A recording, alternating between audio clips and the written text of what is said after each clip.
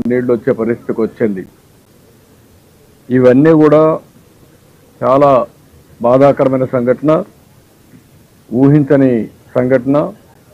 అయితే ఇప్పుడు మనం చేయగలిగేది దీన్ని సమర్థవంతంగా ఎదుర్కోవడం తప్ప ఇంకొకటి లేదు. ఇందులో రెండు ఉన్నాయి. ఒక పక్క అకాల వర్షాలు, కుంభవృష్టిగా వర్షం పడడం. ఇక్కడ గుంటూరు, విజయవాడలో చరిత్రలో ఎప్పుడూ పడని విధంగా 20 నుంచి 35 సెంటీమీటర్ల వర్షపాతం పడింది. దీనికి తగినట్టు మొత్తం నాగార్ సాగర్ కానీ, శ్రీశైలం నుంచి నాగార్ సాగర్, పులిచింతల నీళ్లు విపరీతంగా వస్తున్నాయి. దానికి తోడుగా ఈ మున్నేరు, బుడమేరు ఇవన్నీ కూడా పెద్ద ఎత్తున నీళ్లు వచ్చాయి. అన్నీ కలిపి ఈరోజు ఈ ప్రమాదం వచ్చింది. రెండోది, బుడమేరుకి ఏదైతే నేరుగా కొల్లేరుకు పోయే దీంట్లో సరిగా మెయింటైన్ చేయకుండా పోవడం, మెయింటైన్ చేయకుండా పోయి కొన్ని బ్రీచెస్ పడడం, ఆ బ్రీచెస్లో కొల్లేరుకు పోవలసిన నీళ్లు నేరుగా ఈరోజు కృష్ణ ఏదైతే ఈ దీని మీద సిటీకి రావడం, ఇవన్నీ కూడా సింగనగర్కి రావడం. దీనివల్ల దగ్గర దగ్గర 16 వార్డులు సింగనగర్లో దెబ్బతినే పరిస్థితికి వచ్చింది. ఈ 16 వార్డుల్లో కూడా మనం ఒకసారి చూస్తే దగ్గర దగ్గర 2,76,145 మంది ఇక్కడ ప్రజలు ఉండే అవకాశం ఉంది. అంటే ఇక్కడ 2,76,000 మంది ఉన్నారు. ఇంకొక పక్కన ఇప్పుడు నేను చెప్పినట్టు కృష్ణలంక, భూపేష్ నగర్లో కూడా కొంతమంది ఉన్నారు.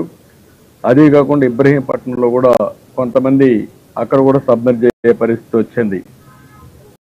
ఇవన్నీ కూడా చాలా పెద్ద ఎత్తున డ్యామేజ్ జరిగే పరిస్థితి వచ్చింది. ఒక పక్కన మానవతా ఆనాటి 5 సంవత్సరాల్లో ప్రభుత్వం సక్రమంగా మెయింటైన్ చేసుంటే, ఆ బ్రీచ్ లేకుండా చేసుంటే ఇప్పుడు ఆ నీళ్లు ఈ యొక్క సింగనగర్కి వచ్చే పరిస్థితి వచ్చేది కాదు.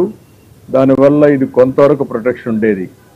దీనికి అదనంగా చరిత్రలో ఎప్పుడూ పడని వర్షాలు పడడం, ఎప్పుడూ రానని నీళ్లు రావడం, దీనివల్ల కూడా 9,70,000 క్యూసెక్స్ ఆఫ్ వాటర్ అనేది ఒక చరిత్ర.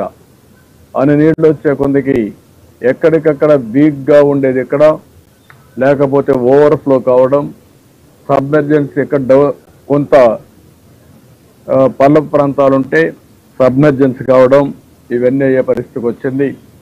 నేను ఇక్కడికి వచ్చినప్పుడు, సింగనగర్కి వచ్చినప్పుడు నేను బోట్లో వెళ్ళాను, లోపలికి వెళ్ళాను, వాళ్ళ కష్టాలు చూశాను. ఆ కష్టాలు చూసిన తర్వాత నాకు అనిపించింది ఇక్కడి నుంచి పోవడం కరెక్ట్ కాదు. ఇక్కడే ఉండి మళ్ళీ వాళ్ళకు న్యాయం జరిగిన తర్వాత వాళ్ళలో ఒక నమ్మకం కలిగించి నేను ఇక్కడి నుంచి వెళ్ళాలనే ఉద్దేశంతోనే నేరుగా కలెక్టరేట్కి వచ్చాను. ఈరోజు రేపు నేను ఇక్కడనే ఉంటా. ఇక్కడి నుంచే నేను వస్తానే హోమ్ మినిస్టర్తో కూడా మాట్లాడాను, అమిత్ షా గారితో మాట్లాడాను, మొత్తం సిచ్యువేషన్ అంతా బ్రీఫ్ చేశాను. ఇమ్మీడియట్గా ఆయన హోమ్ సెక్రటరీకి ఆదేశాలు ఇచ్చారు.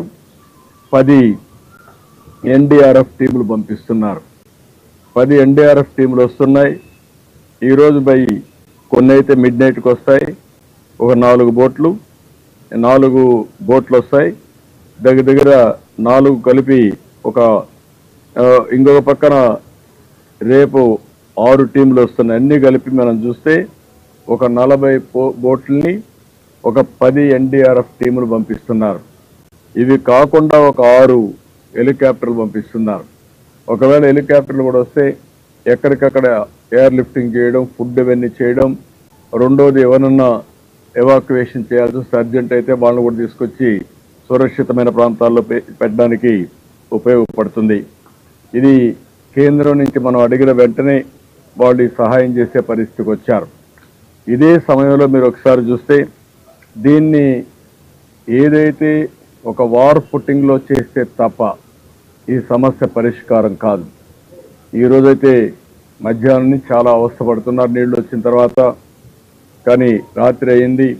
నేను వచ్చిన తర్వాత హోటల్ అసోసియేషన్స్ అందరిని పిలిచాం. అదే మరిగా ఏదైతే అన్నా క్యాంటీన్లో ప్రిపేర్ చేస్తే వాళ్ళు కూడా పిలిపించాం. అదే సమయంలో కలెక్టర్ గారు కొంత ఆదేశాలు ఇచ్చి కొంత ఫుడ్ ప్రిపేర్ చేశారు. ఇప్పుడు మన దగ్గరుండే బోట్లన్నీ కూడా కొన్ని పవర్ బోట్లు ఉన్నాయి, కొన్ని మాన్యువల్ బోట్లు ఉన్నాయి. ఇప్పుడు రాత్రికంతా తీసుకుని ప్రతి ఒక్కరికి ఫుడ్ పాకెట్స్ అందించడం, మంచినీళ్ళు అందించడం, ఒక 1/2 లీటర్ మిల్క్ అందించడం, క్యాండిల్స్ కానీ అదే మరి కొన్ని బిస్కెట్స్ కానీ ఇవన్నీ కూడా అందించడానికి సిద్ధం చేశాం. ఇప్పుడు అన్నీ సిద్ధం చేసి వెహికల్స్ పంపించి ఇవన్నీ కూడా సుజావుగా వారి జరిగే విధంగా చేరే విధంగా ఆలోచిస్తున్నాం. ఇక్కడ డేటా అంతా నేను కలెక్ట్ చేస్తే ఇక్కడనే సింగినగర్ ఏరియాలో 16 వార్డ్స్లో మొత్తం కార్పొరేషన్ డివిజన్లో మీరు చూస్తే 95,532 కుటుంబాలు ఉన్నాయి. 2,76,000 మంది జనాభాకి 95,532 కుటుంబాలు ఉన్నాయి. ఇందులో 82,579 ఫోన్లు కూడా ఉన్నాయి. 12,953 మంది ఫోన్లు కూడా లేకుండా ఉన్నాయి. ఆ డేటా అంతా తీసుకున్నాం. ఆ డేటా అంతా తీసుకుని మొత్తం రాష్ట్రంలో ఉండే ఆఫీసర్స్ అందరినీ కూడా రమ్మన్నాను. ఒక ఎమర్జెన్సీ ఉన్నప్పుడు ప్రత్యేకంగా ప్రతి ఒక్కరు ఇక్కడ పనిచేయాల్సిన అవసరం ఉంది. ఆ పనిచేయడం కోసం దగ్గర మాకు 16 డివిజన్స్ ఉన్నాయి, 77 సచివాలయాలు ఉన్నాయి. ఒక్కొక్క డివిజన్కి ఒక సీనియర్ ఆఫీసర్ని పెట్టి ఒక్కొక్క సచివాలయానికి ఒక జూనియర్ ఆఫీసర్ని పెట్టి టోటల్గా ఇది రికవర్ అయ్యే వరకు ఎప్పటికప్పుడు వాళ్ళతో అనుసంధానం చేసుకుంటూ అవసరమైతే ప్రజలతో కూడా మాట్లాడి వాళ్ళకు న్యాయం చేసిన తర్వాతనే ఇక్కడి నుంచి వెళ్తాం.